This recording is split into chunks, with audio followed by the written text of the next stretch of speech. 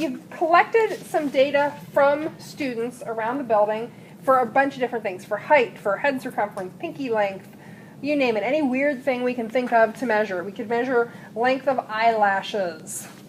I mean, we could come up with any kind of bizarre thing. How many of you have data that in some way resembles something like this? We do something, so whenever we put data on a graph like this, what we get is a distribution, because we're showing how a characteristic is distributed in a population. And we very often take a pen or a marker or a pencil and we lay a line right on top of those bars. And we look at the shape of that line. So this particular shape, what does it look like to you? What does it look like? A hill, a mountain, a hump in the road, a bump. Okay, any of those are reasonable answers. This type of distribution has a very specific name. This is called a normal distribution. A normal distribution. And normal in this case just means this is the most common distribution there is. So if this was height, guess where we find most people? If this was human height, where are most of the people on this graph? Remember that the y-axis is the number of individuals. Where do you have the biggest line, the biggest bar? In the middle. Average. So I am dead average for an American female. There are lots of other women who are exactly my height. There are some women who are shorter than me. There are some women who are taller than me. But the further out we go, the fewer people we tend to have at each end. We tend to have most people right there in the middle. And that's a normal distribution.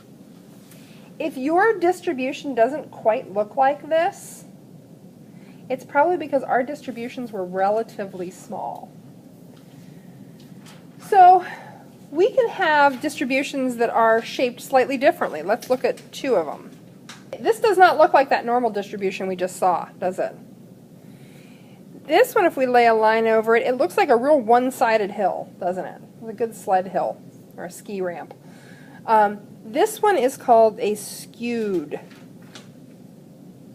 distribution. Skewed distribution. And this one happens to be skewed towards which end? Low values or high values? Well, it's skewed. Remember, this is 0. Yeah, this is skewed towards the low end of the spectrum. So we have more, if this was height, we would be looking at a population where there were a lot more short people than tall people. Okay? We can have distributions that are skewed in either direction. And they talk about right skew and left skew. I don't like using those terms because I get right and left confused. So I tend to say, skewed towards the low end, skewed towards the high end. What would a distribution that was skewed towards the high end look like? Where would you have the most individuals?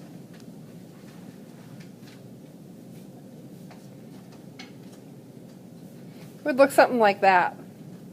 So that's another kind of skewed distribution. And we don't usually have something that's that extreme, but we can. And that would be something else that was skewed towards the high end. There's one more kind of distribution I want to look at with you. And this is a weird one. We'll see if anybody has a distribution that looks like this.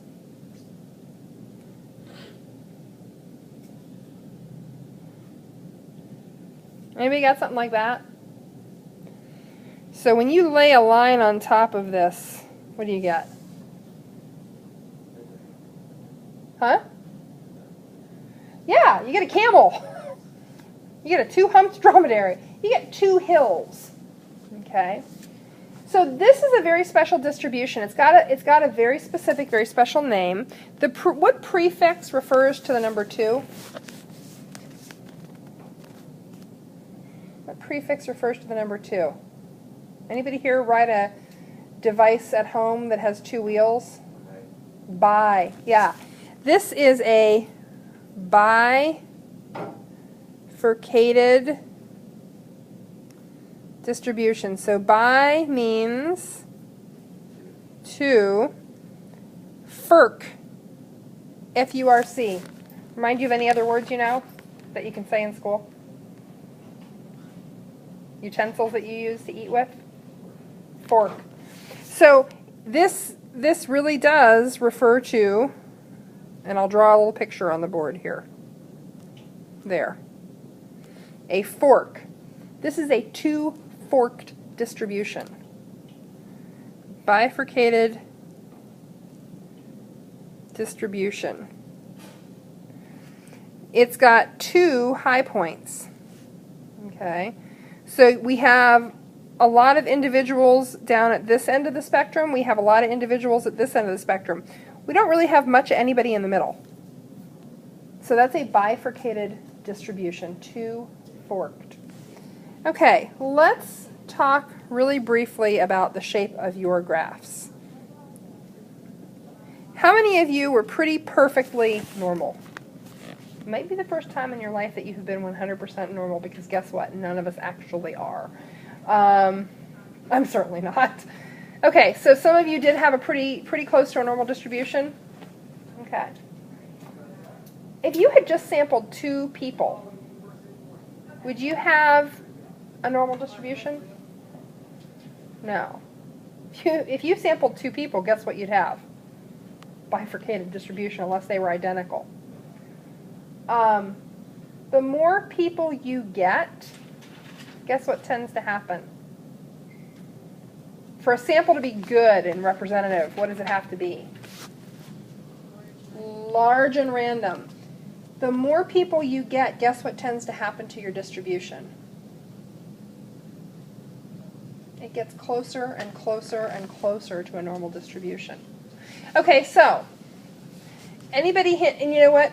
This is, because this class is not gender balanced at all, especially not today. So we're missing two guys, which takes us even further away from gender balance. So for women's shoes, you know what is an average shoe size? Middle of the road. So the average woman in this country is about 5'5.5" tall, and she wears about a size 7.5 to 8 shoe. That's average. So in college, I had a friend who wore 10.5s. Boats. Now, she always said, I love my feet. You know why she loved her feet? Because she cleaned house at shoe sales. Why? Why did she clean up at shoe sales? She got the best deals anybody ever saw. Yeah, because by the time you get down to that last day of the sale where everything's like 80% off, what's left? Size 10.5. There's not a size 8 left. Now, my mom wears size 5 shoes. My mother is about this big. She's this teeny little person. I don't know where I came from. You know, and her feet are, she can wear child's shoes. She does often actually wear children's shoes. Her feet are that small. She cleans up.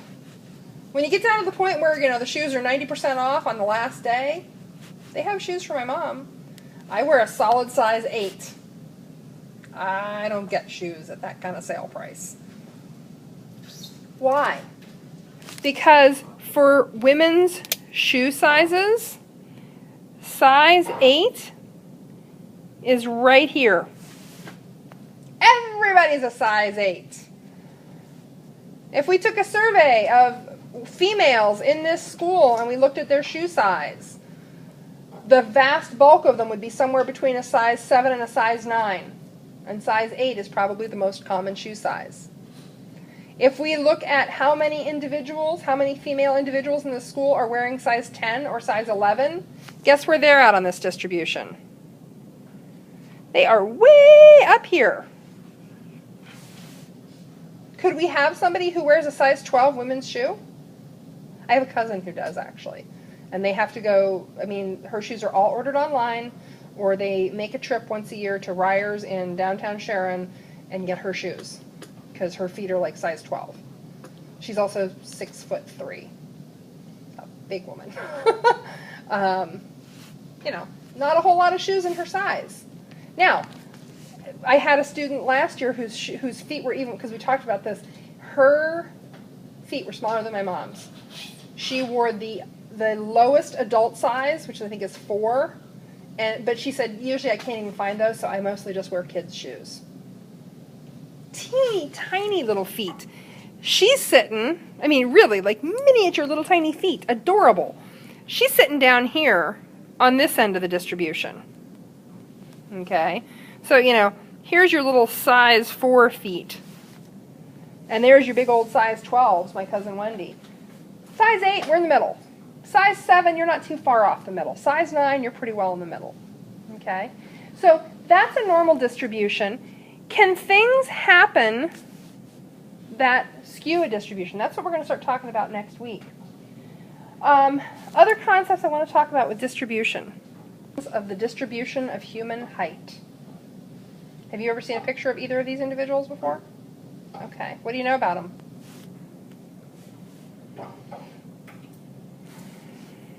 What do you know about these guys? There's a very tiny human man on the ground, and there is a very, very large human male reaching down to shake his hand. Are they like the world record books? Yes, these are the Guinness Book of World Records holders for smallest adult human and tallest adult human. The man down here is 21 inches tall. So he is 21 inches tall. He's not even 2 feet tall. He's very, very, very tiny. The man standing next to him is the world record holder for the world's largest man. He is 8 feet 3 inches tall. I don't know how tall our ceilings are here, but he would definitely, I mean, he would not fit through a door in this building without stooping. He has never met another human being who he can look in the eye without sitting down or stooping over. Think about that. Neither of these people have probably ever met another human being who is their height, who's even close to their height. So, looking at these two on a distribution, if here is the vast majority of humans, so if we throw males and females into the pot, average female human in the U.S. anyway is 5'5", average male is 5'10". So if we average them out, I don't know, maybe 5'8" or 5'9" is average. And we keep going out, and we've got, you know, some 6-footers. By the time we get to this guy up here at the top, he is the only human on the planet who is that tall. There's one of him. You know, if we go the other direction, we have some folks who are shorter. I mean, my mom is like 4'10".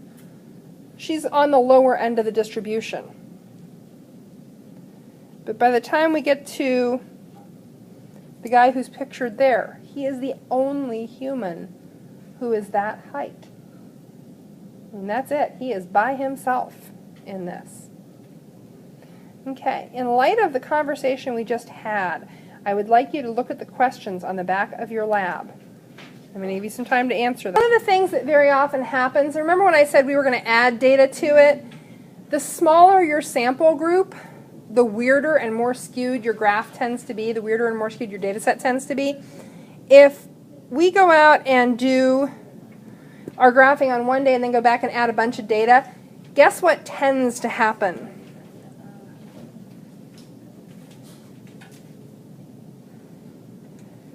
The graph tends to get closer and closer to normal. So I was thinking about this, I was actually thinking about this while I ate my lunch. If you wanted to measure hand span, imagine if you stood at the gate to the football game on Friday night and every single you had a team, and every single person who walked through the gate, you said, "Excuse me, ma'am, excuse me, sir, can we measure your hand span?" And you just had a board and a ruler and you made people go thunk, and it took a few seconds and you recorded their data. you'd probably get, what, 500 or 600 people, which is a lot more than the 30 you have. Your graph would start to look more and more and more normally distributed. Now, if you went down to the elementary wing, if you did the high school and the elementary is going to skew your data because they're little. Their hands aren't fully grown yet. So, lots of things can skew your data, but the more data you have, the closer to normal your distribution tends to be. And that's where we'll stop.